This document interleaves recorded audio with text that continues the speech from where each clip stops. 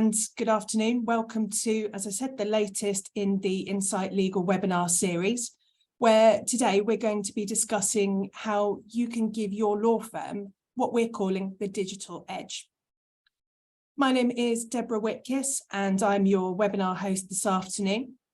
For those of you who are already Insight Legal customers, you may know me if we have spoken during your implementation or during your training. For those of you who don't know me, I'm one of the directors at Insight Legal, and I've previously been responsible for running our professional services team. I now have responsibility for the functionality and the direction of the Insight Legal product. Today, I am ably assisted by my colleague, Andy Butler, and I also have my colleague, Nathan Street, who is hiding in the background. So Andy is part of our sales team here at Insight Legal, and Andy and Nathan, between them, they're going to be monitoring the Zoom chat boxes and picking up any questions that you may wish to ask or raise during today's webinar. So hi, Andy, and thanks for joining me. Hi, Deb. Thank you for hosting. So just a bit of housekeeping really before we start. I'm sure you're all very familiar with Zoom by now, as we all are, but just worth mentioning that if you look on your Zoom toolbar, you will see that you do have the ability to ask questions in the chat window. Those questions are only going to be visible to me and to Nathan and to Andy. So please feel free to share your thoughts as we go through our webinar today. We're going to answer what we can during the session, but if we run out of time, we will get in touch with you after the session to answer any individual points. Alternatively, you can raise any questions with us or ask for further information by contacting us on webinars@insightlegal.co.uk. This webinar is being recorded, so we'll be making this recording available to everyone who has registered after the event. You can usually expect to receive a link to the webinar within a day or so after the event. You'll also find the recording as well as recordings of our previous webinars on our YouTube channel. If you're watching this webinar as a recording, please still feel free to send in your questions or your inquiries, either directly to myself, and you can see my contact details there on screen, or to the webinars team, again on webinars@insightlegal.co.uk. Now, I know that we're welcoming a range of people onto the webinar today, including some of our existing customers and many of you who have joined our previous webinars, but also that we have a number of first-time attendees. So just for the benefit of those of you who are not familiar with Insight Legal, Insight Legal is a legal software company, and we design, develop and support legal accounting, case management and practice management software for law firms to help them solve their challenges through software, be that through time and efficiency savings, improvements in client communication, assistance with compliance and much more. So that's a little bit about us, but what are we covering today? We're going to take a look at the technology that's available to law firms and how you can make the most of that within your practice. We're going to look at the strategy that needs to underpin any introduction of technology. And we're going to look at setting goals and measuring outcomes to make sure that you're getting the very best out of any investment that you might choose to make. So if you're attending this webinar, my guess is that there's a fair chance you recognise that there are potential areas of improvement for your law firm. Maybe you hear the word digital and it conjures up images of perhaps artificial intelligence or automation, which may feel out of your reach, out of your understanding, or perhaps even out of your interest. What most realise, though, is that there are advantages in digital, and those firms who don't embrace the technology run a real risk of being left behind in a really increasingly competitive marketplace. So we're going to begin by looking at some of the digital tools that are available to law firms. And that starts with your practice management system, which is really the backbone of your technology. With the pressures that you all inevitably feel of client work, it can be sometimes hard to remember that a law firm is also a business and it needs to be run like one. With the right solution, your legal practice management software will bring everything together in one place so that you have full visibility of the business side of your firm. So we'll look at some of the specific elements. Performance analysis. Law firms need a view of their performance in both macro and micro. And what I mean by that is that they need data on the performance of the practice as a whole, of specific departments, and even broken down as far as individual fee earners. With our now normal, certainly can't call it new anymore, ways of working, which often involve an element of remote work or hybrid work, it's just not possible to assess performance in person and by physical file reviews anymore. But by using your digital systems to automatically capture effort and time spent, your data becomes visible in reporting and in analytical tools. And that makes it instantly available to you as decision makers. By gathering performance metrics, you can make better informed commercial decisions. Workflows. Now, especially in the world of hybrid work, it's just not easy for partners to make sure everything's done in the way that they want. Even before teams work remotely, individuals would inevitably have had quirks and preferences that threaten standardized ways of working. Sorry, threaten sounds very dramatic, I know, but that influence or change these sort of standardized workflows.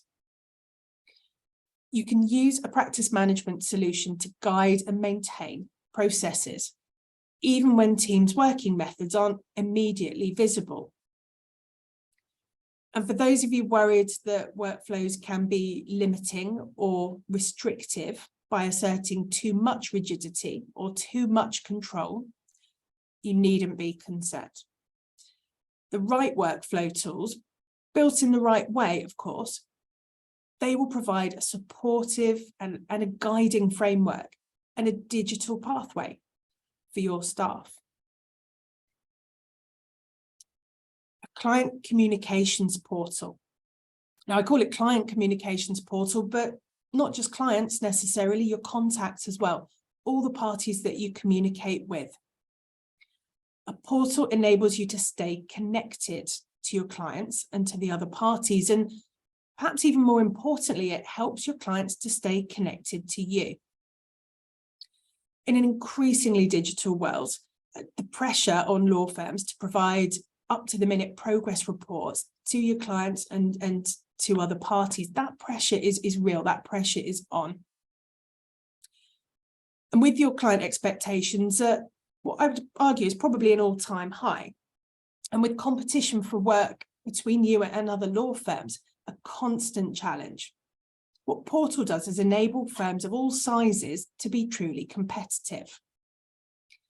And far from being just for conveyancing, as some firms assume, a portal can offer enormous benefits across almost any type of work. If you need to communicate, you need a portal. It's just what clients expect these days.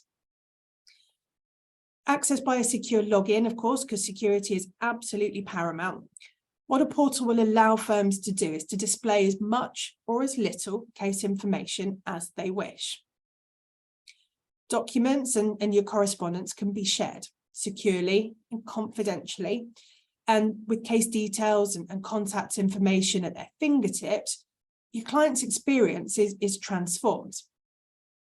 And of course, your experience is transformed because you're removing the need for phone calls, for updates, and for continuous chasers.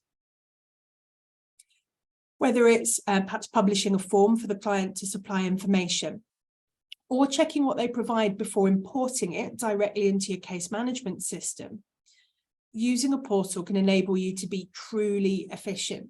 It just eliminates so much duplication and ensures your data accuracy. So much easier to publish a form to your portal, get your client to fill in the details, and then you check it and import it, rather than time on the telephone or paper forms which need to be filled in, come back, handwriting deciphered, and then typed by a member of your staff into your case management system. And also, I've already touched on it, but automatic updates. Using a portal takes care of publishing your live case progress and your milestones that you've reached, freeing you up to concentrate on the all-important legal work, the things that actually really shouldn't need to take your time, rather than the administrative side of things. And of course, what gets published is entirely under your control as well. We know from talking to law firms that a lot of people feel a little bit unsure or uncertain that it will actually generate more inquiries, more queries from people who are saying, why hasn't something happened yet? Or what does this mean? Actually, the level of detail that you publish can be controlled by you, and when these updates get published can also be controlled by you. Moving on from workflows just for a moment to talk about something called payment links. Now, many firms now do take payments from their clients by credit cards, although of course some still don't. Maybe things like merchant terminal fees are prohibitive. For those clients, or sorry, for those firms who do take payments by credit card but do them by telephone, there are still some enormous inefficiencies and even risks as well. What if the client paid the wrong amounts? What if you asked them for the wrong amount by mistake? What if the payment goes into the wrong account or against the wrong file? For those who give out their bank details to clients to make online payments through their own online banking, what if the client inputs the details incorrectly? What if they overpay or underpay and you then have a debt recovery challenge there as well? What if the client is a victim of cybercrime and the payment gets intercepted? We see it happen. You probably all read the stories in the Law Gazette and so on, but these things do happen. Cybercrime is a real threat.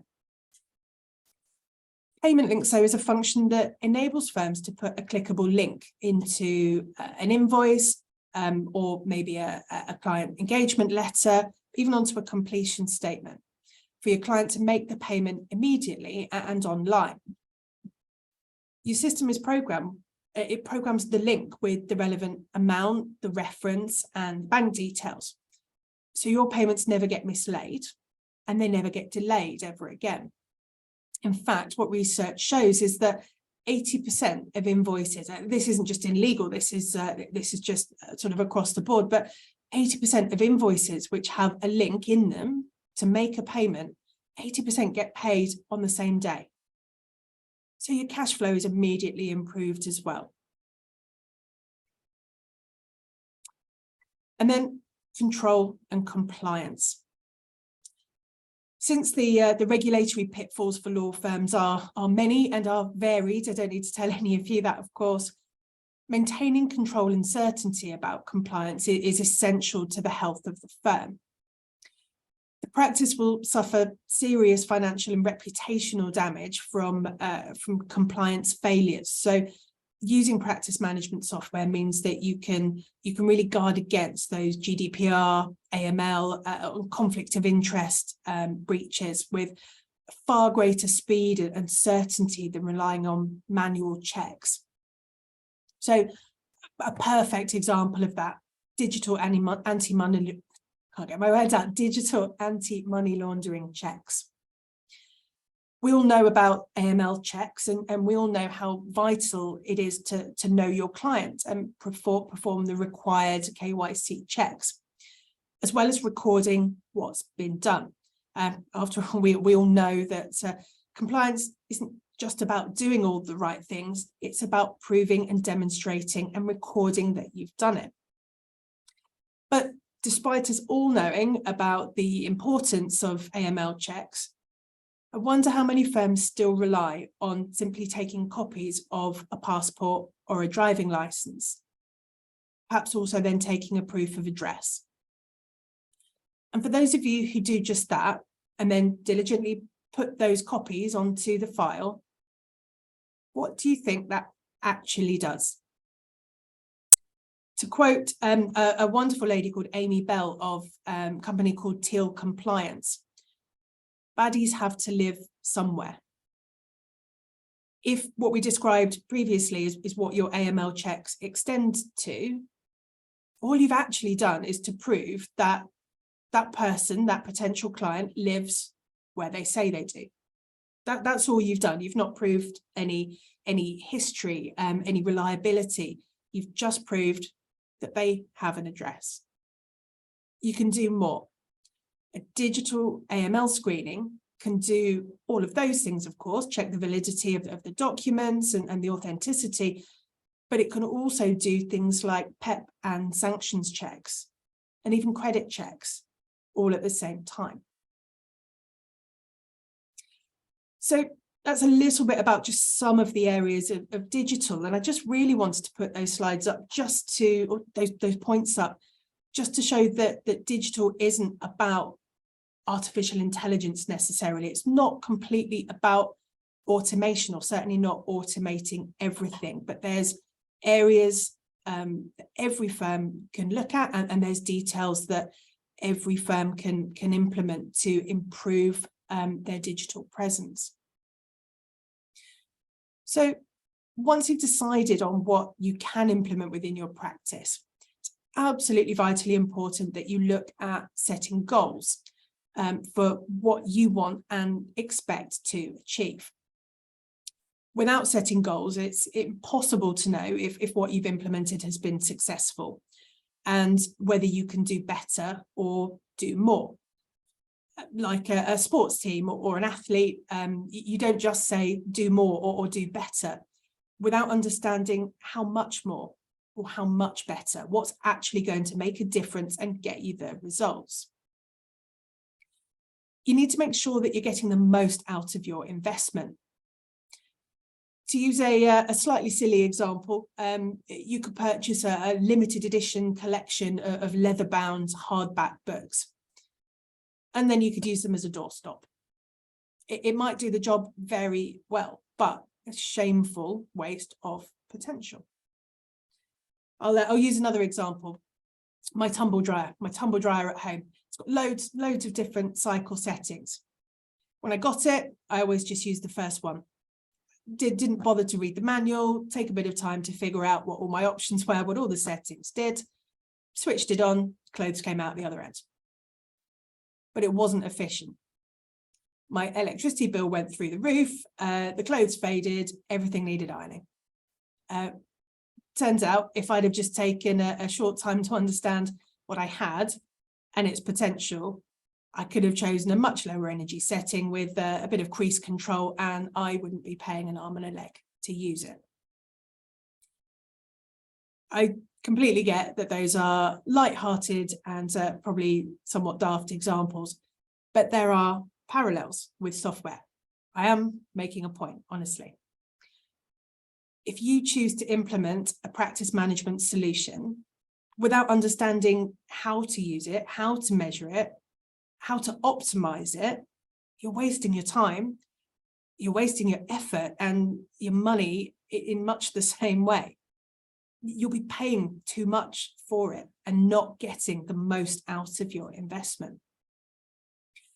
So whilst there's no question that you need to measure the impact of your practice management tools, I suppose the question is how.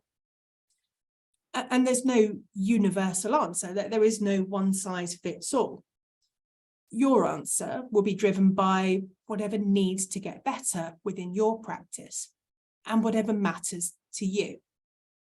It might be any or all of these following things that I'm going to talk about, or indeed something else altogether.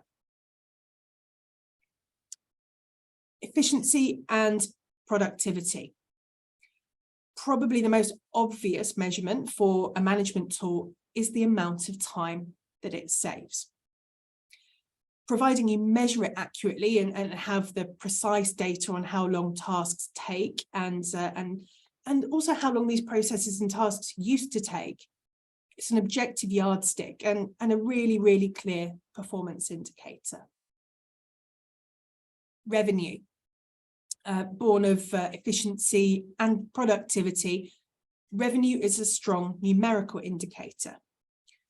There's always more than one factor at play with revenue growth, of course, so you're going to need to be somewhat scientific. If you start using practice management software and your revenue increases, that's a likely causal relationship. But obviously you want to be more precise than that. What specifically has caused it? Was it that the firm is more efficient and so has the capacity for more clients, perhaps taking on more clients, or for generating more billable hours?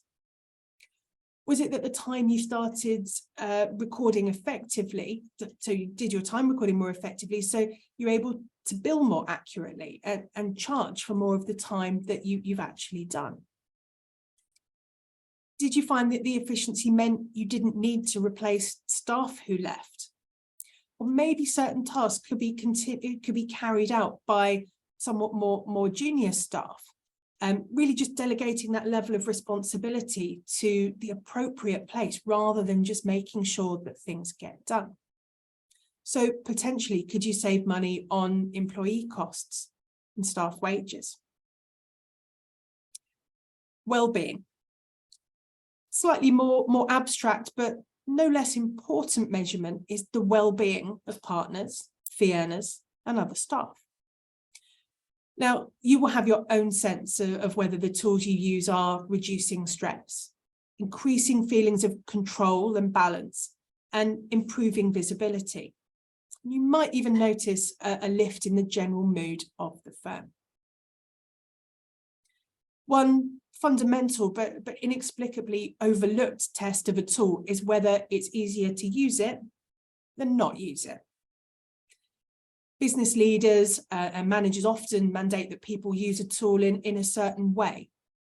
But if it makes working life harder, eventually people are going to use it badly or use it sporadically or just the bare minimum that they can get away with.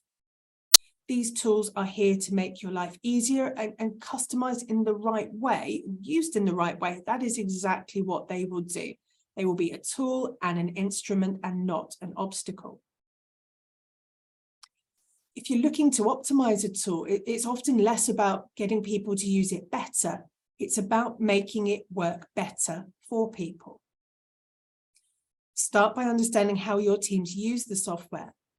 And if the platform isn't creating your desired outcome, maybe that there's a more intuitive way to use it.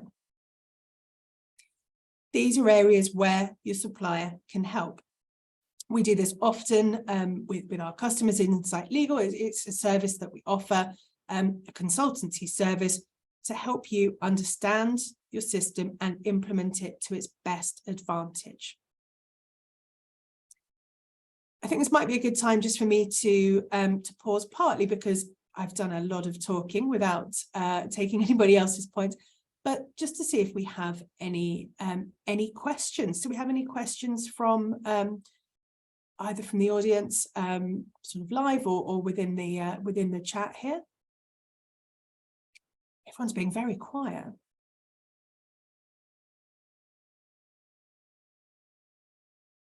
Goodness, gosh, I can see the numbers of people we have on the demonstration and not the demonstration on the webinar here, and no questions. Now, as I mentioned, obviously you're very welcome to all submit your questions after the webinar. We can deal with them individually. I really would encourage firms who are watching the webinar and have just picked up even a small amount of something that you feel you might be able to implement within your firm. I know that the worry is that any change can be disruptive, but it can also bring massive advantage. And these are not high cost things. These are not sort of high workload items, but they can be really high impact, you know, whether it's across a compliance, efficiency, and of course your knock-on profitability as well. That's right, keeping an eye on the chat. There's still no further questions coming in, and but we are nearly at time anyway. So I'm just going to put the final slide up there, just with my contact details on, with our contact details on. I really just wanted to thank you all for joining us today. Please do go onto our YouTube channel and onto our website, insightlegal.co.uk, where you'll find all the recordings of our previous webinars, details of upcoming webinars, and you'll also have the opportunity just to watch any of this back and hopefully take away a few valuable points. If you have any ideas for future webinars that you would like to see, or if you'd like to just talk to us about your software needs or how you can give your firm the digital edge, please do get in touch. So I'll leave you all to your afternoons. Thank you again to Nathan and to Andy for joining me this afternoon, and hopefully speak to you all in the future. Thank you very much.